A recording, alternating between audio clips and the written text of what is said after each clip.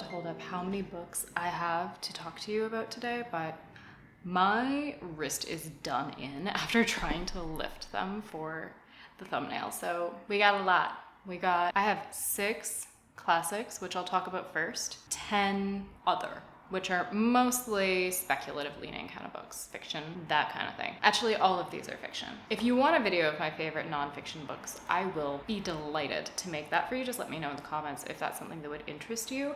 Because when I am talking about nonfiction, I'm never quite sure if there's an audience for that. My name is Steph.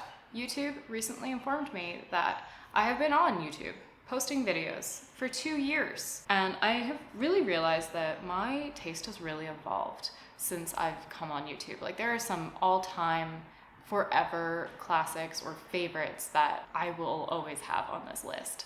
But there have definitely been some new additions and some books that I still love, but I have chosen to drop for whatever reason. In putting together this list for you today, I have discovered that the books that seem to speak to me on a very deep level are broadly, generally weird. So I thought that this is a good time to make another favorites video. It's been 2 years. Let's do it. Let's talk about the books that I love and I will come back to again and again. Yesterday, just as I was starting to get into it, my neighbors started drilling like up through the floor. Not literally, but it sounded and it felt like that. But now we're back and we're ready to start talking about the books, starting with Persuasion. Possibly the least weird of all the books that I could start with. I love Pride and Prejudice, and if I was to choose a Jane Austen hero that I like the most, I would pick Mr. Darcy. Persuasion is my favorite because it was written towards the end of Jane Austen's life, and we are following our main girl Anne as she is about 28, practically a spinster, completely unmarriageable, and really hasn't had a relationship since one when she was very young, but she was persuaded not to marry him. This guy returns, his name is Captain Wentworth, and he starts like dating all of the women around her while she's having emotional turmoil about the mistakes that she made and learning to make decisions for herself regardless of what anybody else thinks. I honestly like this because there is an edge of bitterness in Anne. She has a lot of baggage and things that she's dealing with. It's not necessarily a story about a woman who is innocent finding love for the first time.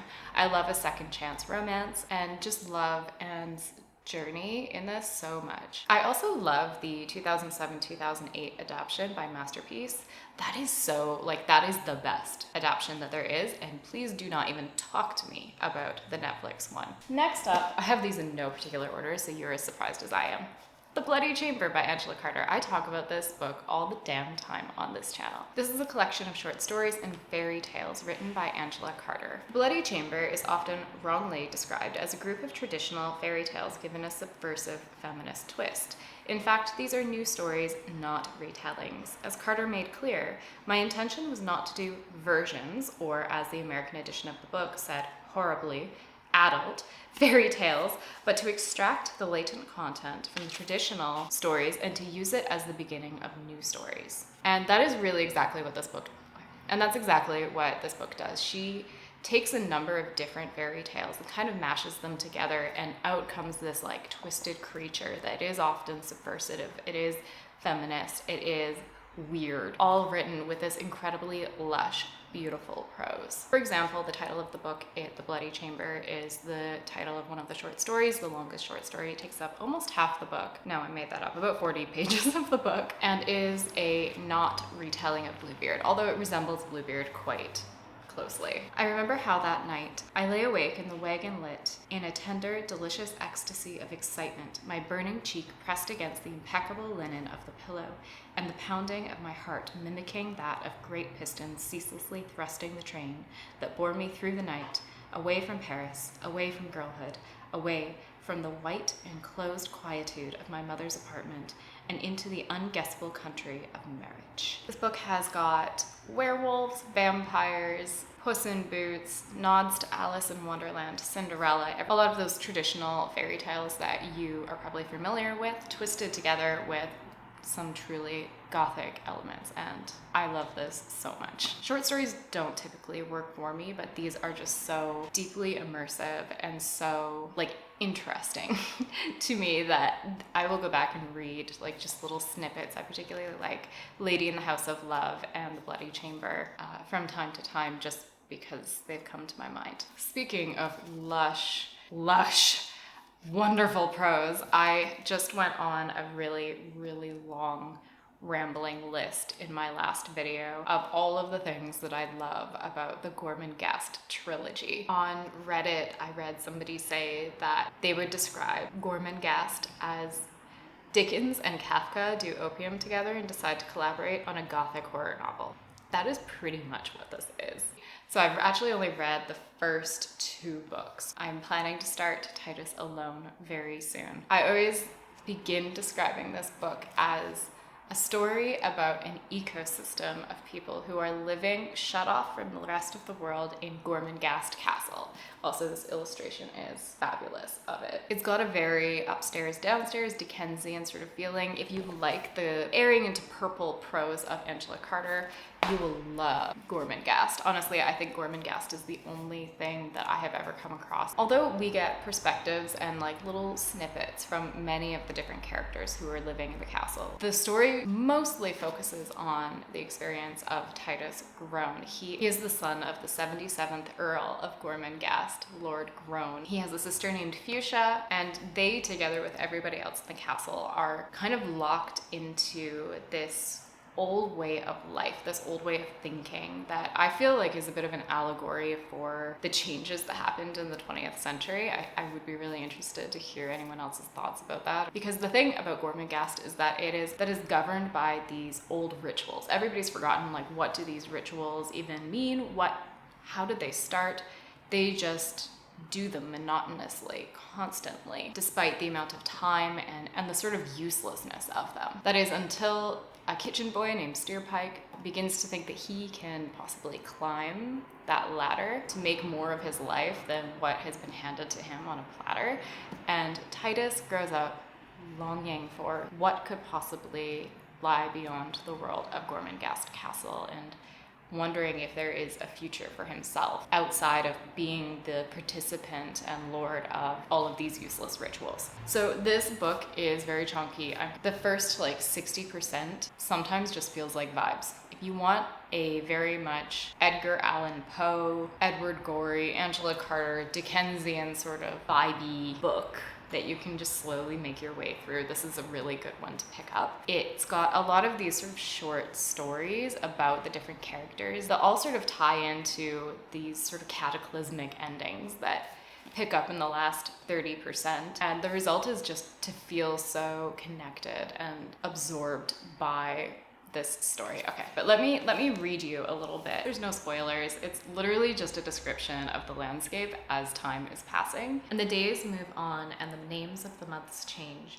and the 4 seasons bury one another, and the field mice draw upon their granaries. The air is murky, and the sun is like a raw wound in the grimy flesh of a beggar, and the rags of the clouds are clotted. The sky has been stabbed and been left to the die above the world, filthy, vast, and bloody.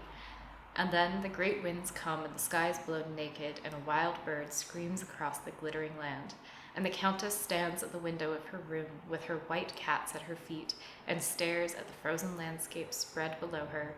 A year later, she is standing there again, but the cats abroad in the valleys, and the raven sits upon her heavy shoulder. It's wonderful. It's almost absurd. It is just so much fun. The characters are so good. When I finish the 3rd book, I will probably just end up filming a whole video just so I can ramble and yap about Gormenghast, because I could do it for 20 minutes, and I have done it for 20 minutes. Wuthering Heights is also a classic that I absolutely love. It is very famous love story of tragedy, of loss, of generational trauma, and how we pass down our wounds to the next generation.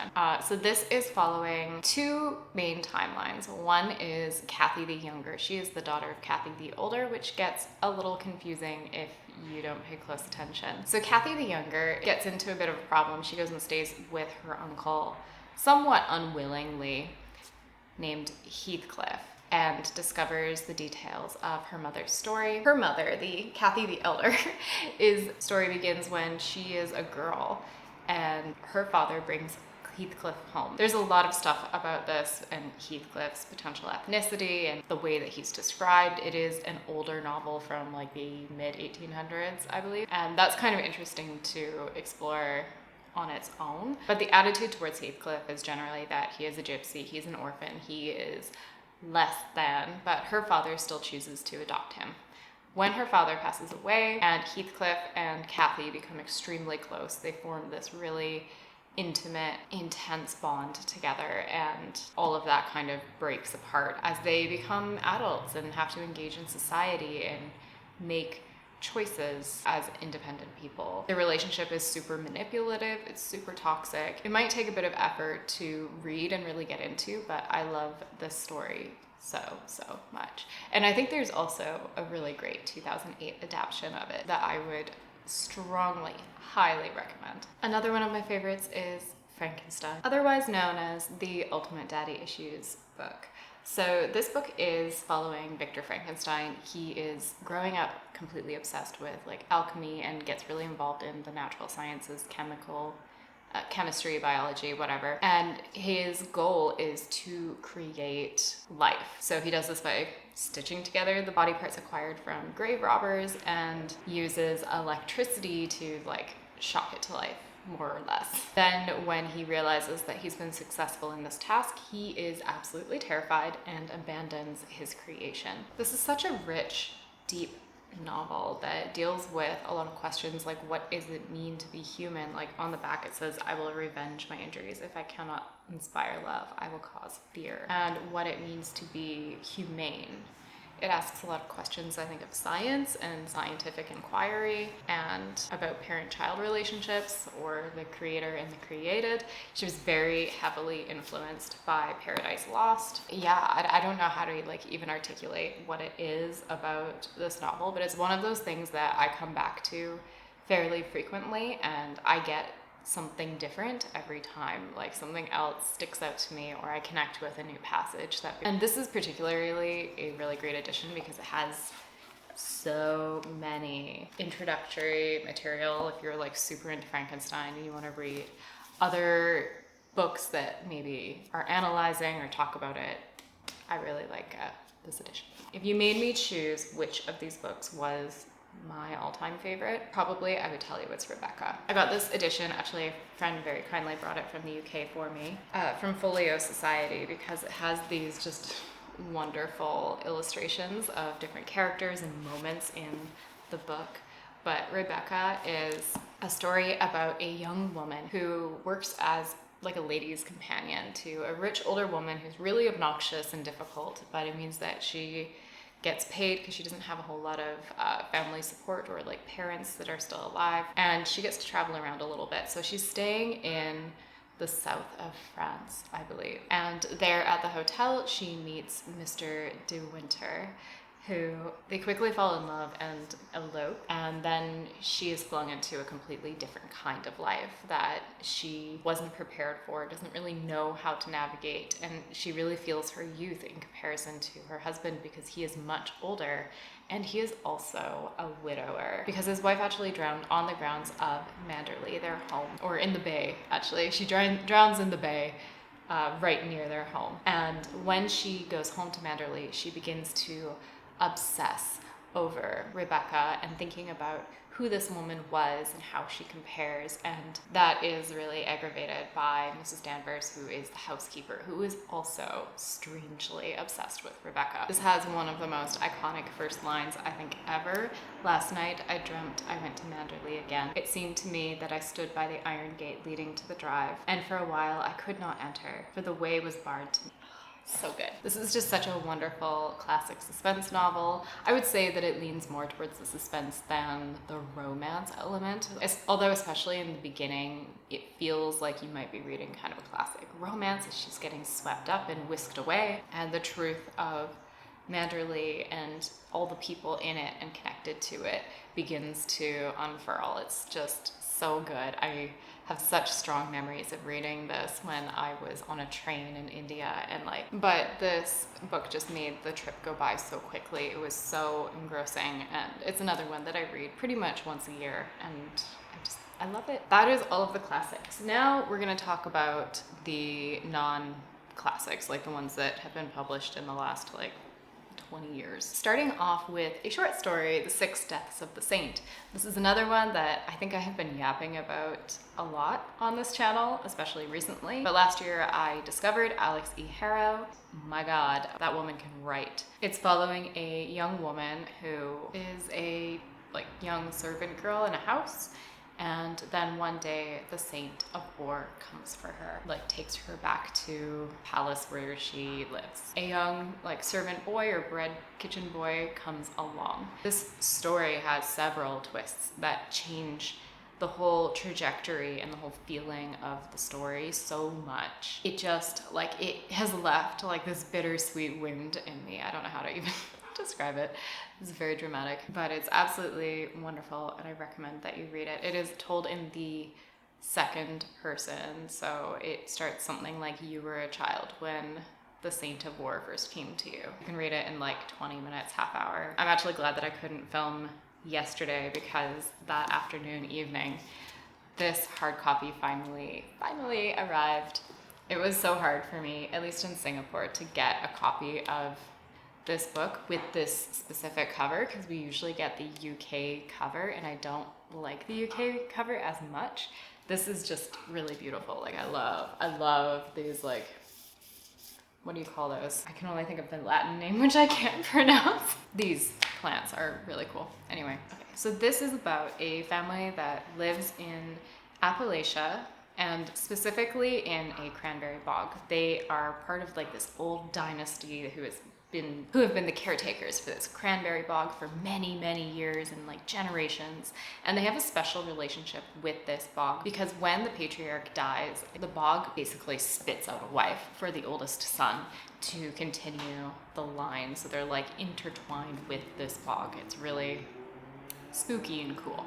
So the book kicks off, and we are following the 3 or 4 children waiting for their father to die. He's extremely ill.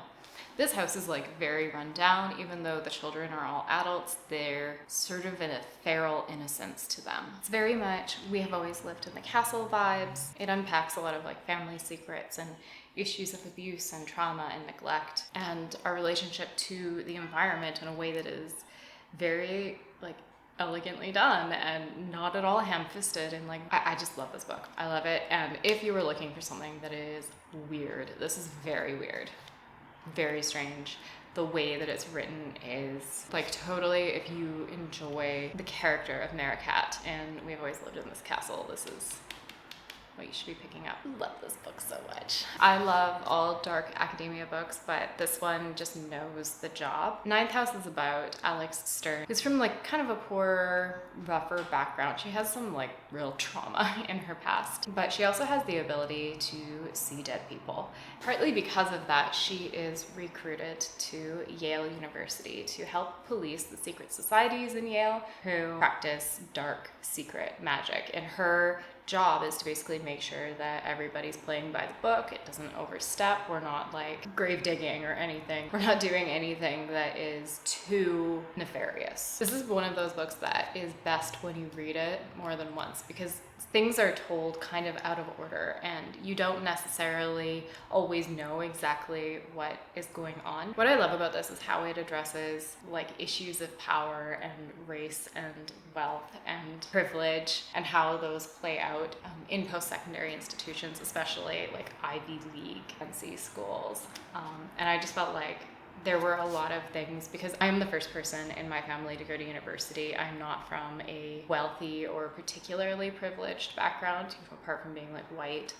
And so I think that I just enjoyed seeing a character who had a lot of the same sort of opinions or experiences that I did when I first went to university, and how she navigated them, and then seeing magic just complicate things with that. It's a very satisfying book to read. Content warnings abound, by the way. Just check them all. Check them for every book you read if you're sensitive about something, but it's especially this one. Ooh, I also want to talk about Comfort Me with Apples, another weirdo book. This one's gonna be for you if you like dark fairy tales like this guy. It's super Stepford Wivesy. We are following a woman who is married to this guy. He goes away to work and she like keeps the home, and the main character is sort of in this like weird headspace where like everything is perfect, he is perfect, I was made for him, you are made for me, sort of, you know, something's not right with her. Then we find out what her husband has been doing when he's away, where he goes, what that means, what is the truth behind their relationship. All of these things come out of the woodwork. I think there's just this great twist at the end that kind of blew my mind, messed me up a little bit in the best way. Comfort Me with Apples. It's another one that you can read in like an hour, very short. The next book that I want to talk about is Piranesi, another kind of weird one. I think it's a pretty popular one, but we're following a guy who lives in a house. The house is full of water. Sometimes it's up to his ankles, sometimes it's up to his like armpits. It depends on the tide.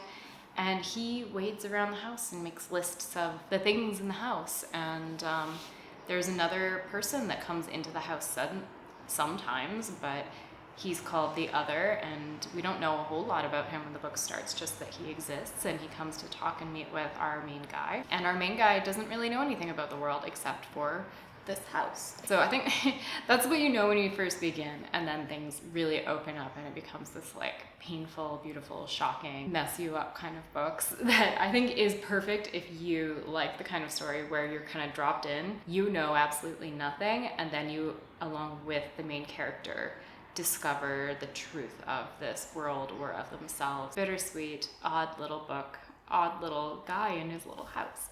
The next book that I want to share with you guys is Our Share of Night. I constantly see descriptions of this book I feel like don't completely capture what it is and like what the experience of reading it is like, because there is so much depth to it. But fundamentally it is a horror. It is about a father and son who are kind of trying to hide from or escape his wife's family.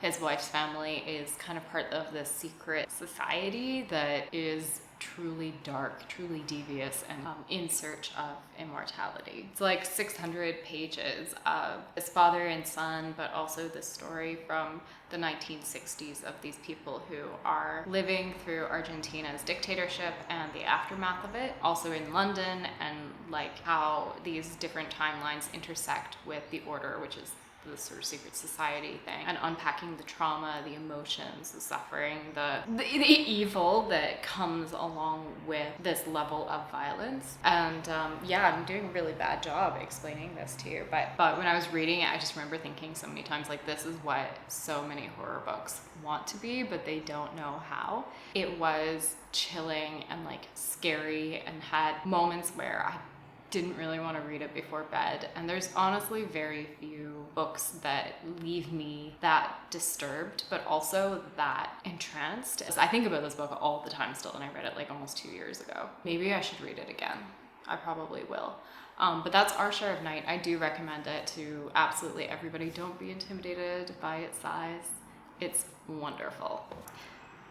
Juniper and Thorn, another one of my favorites I talk about all the time. This is a very loose retelling of the Juniper tree. We are following Marlinchen, who is a young woman and one of 3 sisters that live in a house with their father, who is a very well-known and kind of controlling, abusive wizard that isolates his daughters. The daughters have sort of magical powers as well, and they have different kinds of people come to the house and who pay for like magical favors or services. And so Marlinchen has never really left the house. She lives a very isolated life until one day she escapes with her sisters and goes to the ballet. This is very sort of Russian or like Eastern European inspired. While she's at the ballet, she meets and sort of falls in love or obsession or, you know, lust, whatever, with one of the male ballet dancers. So Marlinchen continues to sneak out at night to meet this ballet dancer,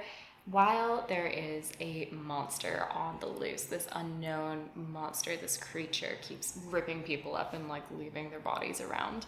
and Marlon Chin has to use her own power to keep herself safe. This is so atmospheric. It is very visceral. I always say that reading this feels like you're wearing a skin suit, like you're so immersed into the story, but it is beautiful sometimes and just uncomfortable other times. Like there are moments where it is so gory, it's so visceral. A lot of people are really put off by Marlon Chin because of her overt sexuality, which I really actually liked how some of the issues in this book were portrayed, but you should definitely check content warnings. It is very dark. It deals with a lot of really heavy topics. I loved how it handles issues around surviving abuse and like the effects of abuse on a person and creating a hopeful future for yourself after that. So that is Juniper and Thorn. I will always love this book. I think that it is Ava Reid's strongest. Just really beautifully written, and I love this cover. I mean, it's not really about the covers, you guys, but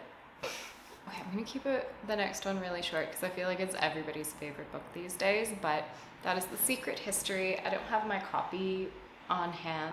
It's actually in my storage unit in Canada, sadly. This book follows a guy named Richard as he goes to a small liberal arts college on the eastern states. While he's there, he gets pulled into this like little clique of students who are studying the classics under tutelage of a really charismatic teacher. It is a whodunit. So we know on page 1 that a guy named Bunny, who is a close friend of Richard's and part of his like inner circle of this clique of friends, has died.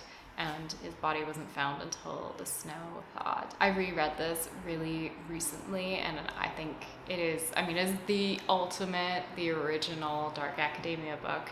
And I think it is and always will be the best one because even though, you know, it has its faults or its weaknesses, being a book that was written quite a while ago, it is overwhelmingly white. There's a lot of issues in academia that it doesn't address, but it deals with wealth and privilege and also I think like the experience of being under the tutelage of somebody who is extremely charismatic and has a lot of influence on your thoughts and your way of life, and how being a part of a really insular group of people can change how you handle different kinds of situations. It's just beautifully written as well. Like the prose is delicious.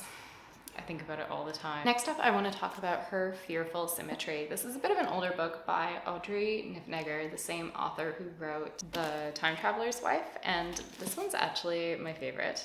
So it is also a bit strange. It is not going to give the same kind of experience, I think. In this, we are following a bunch of people who live in this apartment. Okay, so primarily our main characters are these two twin girls. They are mirror twins, so opposites as if you were to look in the mirror. So like the heart of one twin is on the opposite side of her chest, if that makes sense. Their aunt died of cancer, and despite not knowing the twins, left them pretty much everything that she had, including the apartment, on the condition that they live in the apartment in London right next to Highgate Cemetery for at least 1 year. They go and begin to discover more about their aunt and what her life was like, and meet these people who also volunteer at Highgate Cemetery, including Elspeth, the aunt's ex-lover, and the man that lived in one of the neighboring apartments who has OCD and really struggles with that. But the thing I love about this book is that Elspeth is not dead. She is a ghost trapped in her own apartment with the girls, and the girls slowly become aware that they are not alone. This is not a horror. It's not like she's dead, like she's still there and vengeful. She is there and she wants to meet and make contact with her nieces, which triggers this series of events that they will never be able to come back from. A few years ago, I was able to go to Highgate Cemetery, and I was thinking of this book the entire time. Like, it was such an experience for me. It was so exciting. I love the selfishness of some of these characters. I love the side stories about Martin, the man who's living with OCD, and of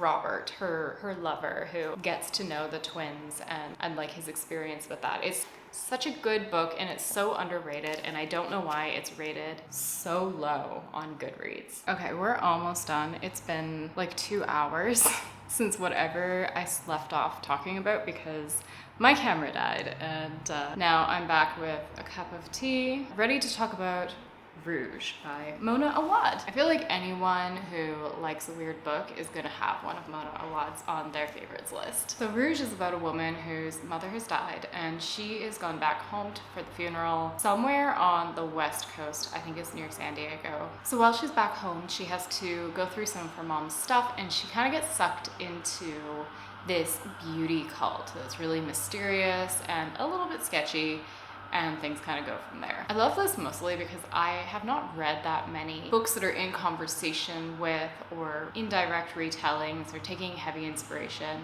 and drawing clear lines to Snow White. And that is something that Rouge does in such an interesting way, especially when dealing with themes of like beauty in the beauty industry and like race or racism in beauty ideals and how those are passed between mother and daughter. And there's just like so much to unpack here, and it's just also super weird. I think they're frogging for mosquitoes outside my window. I hope you can't hear it. Tom Cruise is a shockingly big part of this book. I would love to know if Tom Cruise has read it.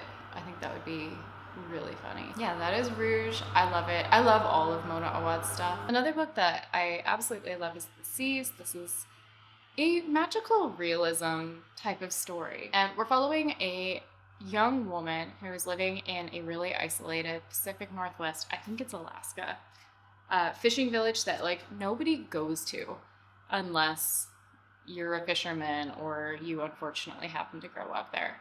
Now, her father died, but before he passed, he like really left her with this idea or this feeling that she is a mermaid. And she's convinced that her father didn't actually die. He went away and decided to live in the ocean instead as a merman. And this just kind of follows her process through grief and through like figuring out who she is. One of her first romantic relationships, which is with I think with a Gulf War vet. I think this was published in the early year 2000s. The back says it's a gothic fairy tale about a love-sickened girl who may be a mermaid, trapped in an alcoholic town beside a deeply haunted sea. Creepy, poetic, subversive, and strangely funny, The Seas is a phenomenal piece of literature. Actually, I agree with that. Gothic is not the first description that comes to mind for me, but it definitely does evoke a certain kind of atmosphere. It is very poetic and feels like a familiar seaside town and northern town to me. I grew up in both of those things, so that is The Seas. I recently read Girl with the Dragon Tattoo. The last time I made my favorites list, it was on there too. But at that point, I hadn't done like a full read through for many years, and I just reread it, and I'm really happy to say that it totally lived up to my memory. Because before, I would just kind of go in and start reading from the point that we start seeing my favorite main character, Elizabeth, really come into action and get involved in the murder mystery, which is like almost at the halfway point. And so I would just kind of read through my favorite parts. But I think last month I did like a full read through. So this is following two main characters, Mikael Blomkvist and Elizabeth Salander. This is also translated from Swedish, by the way, so I can't pronounce anything. Mikael is a journalist who recently published some really questionable stuff that wasn't backed up super well in terms of sources. So he jumps at the first opportunity when an older man named Henrik Wenger employs him to solve the murder mystery of his niece. It's a cold case. So Mikael is just like, okay, fine, because you're offering me a lot of money and a little bit of information that is apparently dirty on the guy who sued me. So he goes up there, and at a certain point, Elizabeth Salander gets involved to try and solve this murder mystery. Elizabeth is a ward of the state, a hacker, and a punk. She tends to deal with things outside of the law, we could say, and particularly when it comes to gender-based violence and like misogynists. It was originally titled Men Who Hate Women, and that is what it deals with. It deals with misogyny, issues with the Swedish legal system, and like sexism that is built into the Swedish legal system, and like how the law and society fails to protect the people who often need it most. So I love this book. I love the whole series. It's really one of the best thrillers that I have ever read in terms of the depth that there is to it, but also like just the quality of writing, even though it is kind of a slower start. And the book that I talked about last video, I think. Swimming in the Dark. I just finished reading this. I was like halfway through and I was texting everyone I know that this is an all-time favorite. Again, very short. A lot of my favorite books are actually very short, which is interesting to me and something I will think about later. Swimming in the Dark is looking at the intersection between love and sexuality, politics and class. And that plays out in a relationship between two men who are living in communist Poland in the 1980s. They meet in an agricultural camp and we follow their relationship as they wrestle with sitting on different sides of their class and like how that affects their politics and how that affects their romantic relationship. And it is just written in such a beautiful way. Like, I feel like the way I just described it actually sounds very dry, but it is not. It is stunning. I read a section of it in my last video. I need to wrap up this video. I feel like I've been filming all day, so I won't stop and read you any of this right now because I will end up reading the entire book to you. It is bittersweet and yeah, just incredibly well written. I'm not going to talk about any of my childhood favorites. I have a video that kind of already talks a little bit about some of that I will link down below, like the books that really changed who I am as a reader and like shaped my like core story that I tend to gravitate to and even tend to like write in. That will be down below. That has a lot of like books that are from my younger years. But I want to just spend the last 5 minutes of this video talking about two books, and the main thesis of this section is poetry and sci-fi belong together, and we just need more of that. So the first book is This Is How You Lose the Time War. This is written by a poet, and I think he's a fiction author, I don't know. It is again very short and it is epistolary, so it is about these two opposing, I don't know, are they assassins? Like women who are jumping between time and space, kind of battling it out and like trying to kill each other and like working against each other on these opposing forces. And they leave each other these notes that are vicious and romantic and beautiful and gutting. Like if I had a physical copy, I would read it to you, but I don't, unfortunately, not yet. I think that everybody who is drawn to the enemies to lovers kind of tropes should give this a try because it has that emotional arc and that like thread of tension and like just anticipation and anxiety and like angst woven together so beautifully.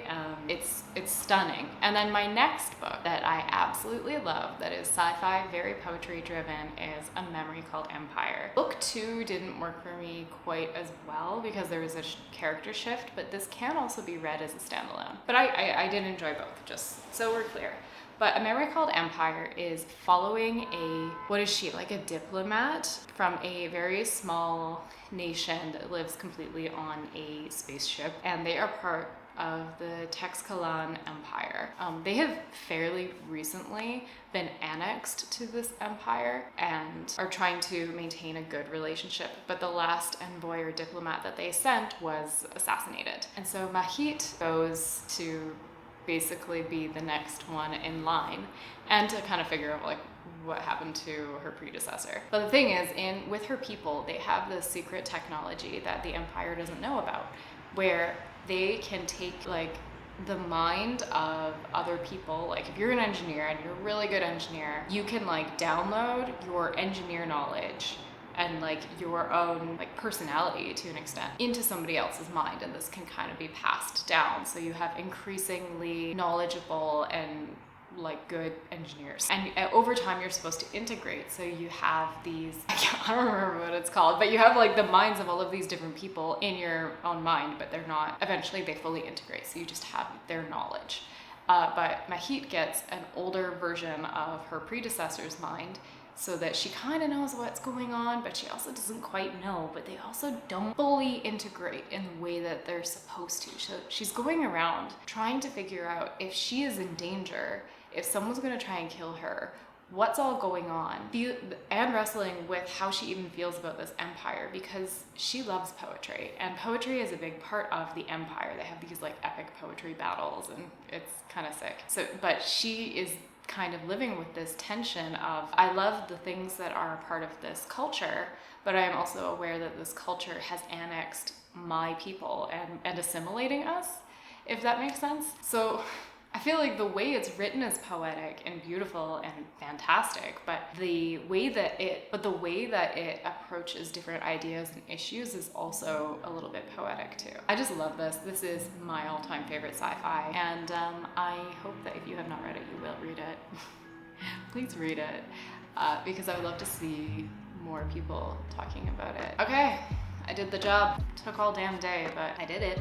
Actually, it took like 2 days. Thank you for watching the video. If you have read any of these books, if you want to read any of these books, if you have thoughts at all, just tell me about your thoughts. Leave them in the comments. If any books come to mind that I didn't mention in this video, but you're like, if she likes that, she should read this, please tell me those, because I'm always looking to grow my favorites list. Thank you so much for watching, and I will see you again very soon in another video. Bye!